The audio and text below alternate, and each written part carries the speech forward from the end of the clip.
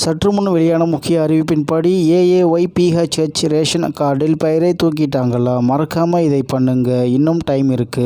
செய்தியை முழுமையாக கேட்கறதுக்கு முன்னாடி நம்ம சேனலை சப்ஸ்கிரைப் பண்ணலாம். சப்ஸ்கிரைப் பண்ணிக்கோங்க. மறக்காம பெல் பட்டனை கிளிக் பண்ணிக்கோங்க. அப்பதான் நம்மளுடைய அப்டேட்டட் நியூஸ் உங்களுக்கு உடனுக்குடன் வந்து சேரும். AAY மற்றும் PHH பயனாளிகளின் குடும்ப அட்டைகளில் உள்ள அனைத்து உறுப்பினர்களும் தங்களது கைவிரல் ரேகையினை 31/3/2025 தேதிக்குள் பதிவு செய்ய வேண்டும் என கூறியிருந்த நிலையில் அதனை செய்யாதவர்களின் பெயர்கள் நீக்கப்பட்டுள்ளதோடு சில லட்சம் ரேஷன் கார்டுகள் ரத்து செய்யப்பட்டுள்ளதாக கூறப்படுகிறது. இந்நிலையில் ரேஷன் கார்டில் நீக்கப்பட்ட பெயர்களை சேர்ப்பதற்கு ஒரு வாய்ப்புள்ளதாக அதிகாரிகள் கூறியுள்ளனர். அதாவது மார்ச் 31 தேதி வரையே இருந்த கால அவகாசம் ஜூன் 30 தேதி வரை நீட்டிக்கப்பட்டுள்ளது. தமிழக அரசின் நேரடி கட்டுப்பாட்டின் கீழ் இயங்கும் கூட்டுறவு துறை மற்றும் உணவு மற்றும் உணவுப் பொருள் வழங்கல் துறையின் கீழ் ரேஷன் கடைகள் இயக்கப்பட்டு வருகிறது. இதன் மூலம் அரிசி, பருப்பு, பாமாயில் உள்ளிட்ட பொருட்கள் வழங்கப்படுகின்றன. தமிழகம் முழுவதும் சென்னை உள்ளிட்ட 38 மாவட்டங்களில் 34,792 ரேஷன் கடைகள் இயங்கி வருகின்றன. இவற்றில் சுமார் 33,000 கடைகள் நேரடியாக கூட்டுறவுத்துறை மூலம் நடத்தப்படுகிறது.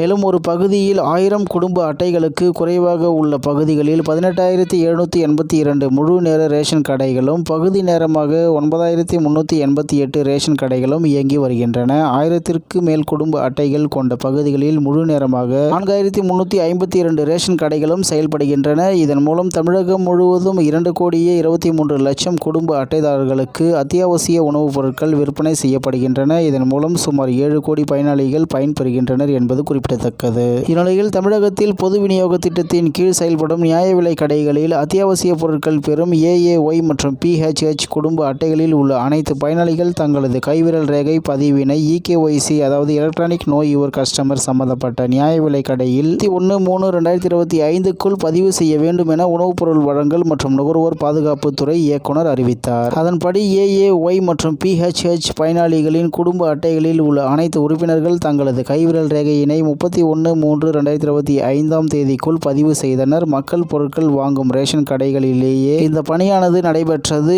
இந்த கால அவகாசம் 31 தேதி நிறைவடைந்த நிலையில் சில லட்சம் ரேஷன் கார்டுகள் முழுமையாக ரத்து செய்யப்பட்டதாகவும் சிலரது பெயர்கள் நீக்கப்பட்டதாகவும் கூறப்படுகிறது. இந்த நிலையில் தற்போது EKYC செய்யாதவர்களின் பெயர்கள் நீக்கப்பட்டிருந்தாலும் அல்லது ரேஷன் அட்டையில் பிற பணியினை அதாவது பெயர் நீக்கம், சேர்த்தல் உள்ளிட்ட பணிகளை செய்ய தமிழ்நாடு அரசு சிறப்பு ஏற்பாடு செய்துள்ளது. வருகின்ற சனிக்கிழமை சிறப்பு குறைதீர் முகாம் தமிழகம் முழுவதும் உள்ள வட்ட வழங்கல் அலுவலகங்களில் நடைபெற உள்ளது. அதாவது பொது விநியோக திட்டத்தின் பயன்களை குடும்ப அட்டைதாரர்கள் எளிதாக பெறும் வகையில் தமிழ்நாடு முழுவதும் ஒவ்வொரு வட்டத்திலும் ஒவ்வொரு மாதமும் 2வது சனிக்கிழமை மக்கள் குறைதீர் முகாம் நடைபெறும். அதன்படி ஏப்ரல் 2025 மாதத்திற்கான குறைதீர் முகாம் சென்னையில் உள்ள 19 மண்டல உதவி ஆணையாளர் அலுவலகங்களிலும் தமிழகத்தின் பிற பகுதிகளில் உள்ள வட்ட வழங்கல் அலுவலகங்களில் காலை 10 மணி முதல் 1 மணி வரை நடைபெறும். இதில் குடும்ப அட்டையில் பெயர் சேர்த்தல், பெயர் நீக்கம், முகவரி மாற்றம், கைபேசி எண் பதிவு, மாற்றம் செய்த ஆகிய சேவைகளை செய்து கொள்ளலாம் என அறிவிக்கப்பட்டுள்ளது. இந்த நிலையில் ரேஷன் கார்டில் பெயர் சேர்க்கப்பட்ட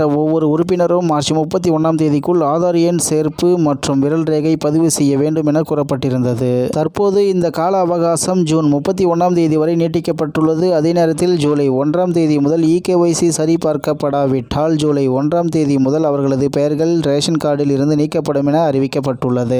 குறிப்பிட்ட அந்த குடும்பத்திற்கோ அல்லது அந்த உறுப்பினருக்கு உணவு, தானிய ஒதுக்கீடு மற்றும் பிற சேவைகள் நிறுத்தப்படும். தற்போது வரை இந்தியா முழுவதும் சுமார் 1.5 கோடிக்கும் அதிகமான மக்கள் தங்கள் EKYC சரிபார்ப்பை முடிக்கவில்லை எனவும் அதன் காரணமாகவே தற்போது இந்த கால நீட்டிப்பு வழங்கப்பட்டுள்ளதாக கூறப்படுகிறது என்று தகவல் வெளியாகியுள்ளது. இத்துடன் இன்றைய முக்கிய செய்தி நிறைவு பெறுகிறது. மேலும் இது போன்ற செய்திகளை உடனுக்குடன் தெரிந்து கொள்ள RK News தமிழ்நாடு சேனல் உடன் இணைந்திருங்கள். நன்றி, வணக்கம்.